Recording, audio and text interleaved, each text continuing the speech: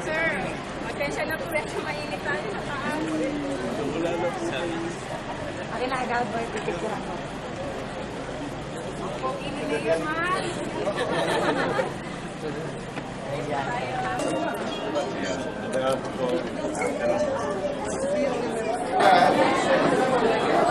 Palakpakan po natin.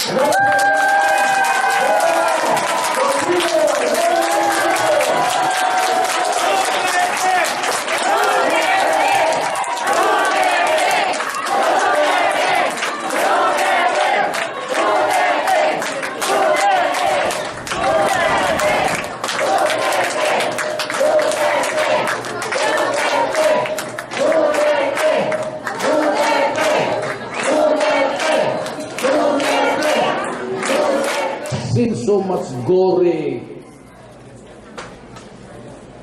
That's to last a lifetime of sorrow.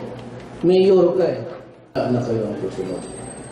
But ang masakit sa akin, pati ang taga Mindanao, dito sa Maynila, dito lang ang nag-uusap-usapan kung sino maging presidente. Whether is really qualified or has the right dimension to govern this country. Ay, hindi yan. Basta sino lang ang popular yan. If you raise that, I'm not a candidate. Pero magbuto kayo ng rating. Hindi ito artist. This is not a popularity contest. We have a serious problem in this country. Corruption and criminality plus Mindanao.